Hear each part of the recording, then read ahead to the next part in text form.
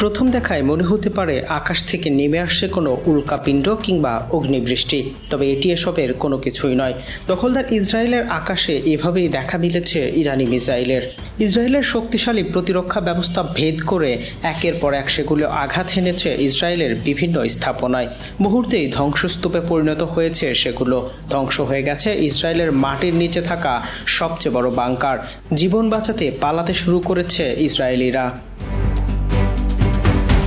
চলমান Iran Israel সংঘাতের শুরুতেই হত্যা করা হয়েছে ইরানের সর্বোচ্চ নেতা আয়াতুল্লাহ আলী খামেনিকে। প্রায় এক সপ্তাহ পর নতুন করে তার স্থলাভিষিক্ত করা হয়েছে ছেলে মোস্তফা খামেনিকে।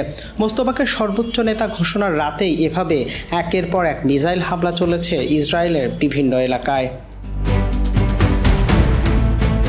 ইরানের হামলা থেকে বাঁচতে সাধারণত মাটির নিচে থাকা বাংকারগুলোতে আশ্রয় নেয় ইসরায়েলের জনগণ, কিন্তু ইসরায়েলকে সেই অবকাশ আর দিচ্ছে না ইরান। ইসরায়েলের সবচেয়ে বড় বাংকারে আঘাত হেনেছে ইরানি মিসাইল। ধ্বংস হয়ে গেছে সেটি। মিসাইল হামলার পর আগুন জ্বলতে দেখা গেছে সেখানে। ইরানের এক রাতের মিসাইল হামলাতে রীতিমতো ধ্বংসস্তূপে পরিণত হয়েছে ইসরায়েলের বিভিন্ন শহর। যুদ্ধের শুরুতেই বেসামরিক এলাকায় হামলা করেছে ইসরায়েল আর যুক্তরাষ্ট্র, সেটি এখনও চলমান। ইরানের স্বাস্থ্য মন্ত্রণালয় জানিয়েছে ইসরায়েল যুক্তরাষ্ট্রের যৌথ হামলায় এখন পর্যন্ত প্রায় ১,৫০০ বেসামরিক নাগরিক নিহত হয়েছেন। ধ্বংস হয়েছে কয়েক হাজার বেসামরিক স্থাপনা। হামলা থেকে বাদ যায়নি বাচ্চাদের স্কুল পর্যন্ত। এবার ইসরায়েলকেও কড়াই গণ্ডায় সেই হিসাব চুকিয়ে দিতে শুরু করেছে ইরান। এতদিন জীবন বাঁচাতে যেই বাংকার ছিল ইসরায়েলিদের একমাত্র ভরসা, ইরান যখন সেখানেও হামলা শুরু করেছে তখন জীবন বাঁচাতে এবার দেশ ছাড়তে শুরু করেছে ইসরায়েলি নাগরিকরা। ছুটছে ইউরোপের বিভিন্ন দেশে।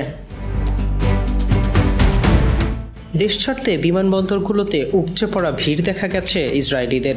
সোমবার ইসরায়েলের বেন গুরিয়ন বিমানবন্দরে এভাবে বিমানের জন্য অপেক্ষা করতে দেখা গেছে শত শত মানুষকে। তবে এ অবস্থা দেখে বিমানের যাত্রী পরিবহন সংখ্যাও কমিয়ে দিয়েছে ইসরায়েল। ২০০ থেকে নামিয়ে আনা হয়েছে ৫০-এ। দুদিন আগেও যেখানে ইরানের ধ্বংসস্তূপ দেখে বাংকারের ভেতর থেকে উপভোগ করেছে ইসরায়েলিরা, এবার সেই তাদেরই পালাতে হচ্ছে জীবন বাঁচাতে।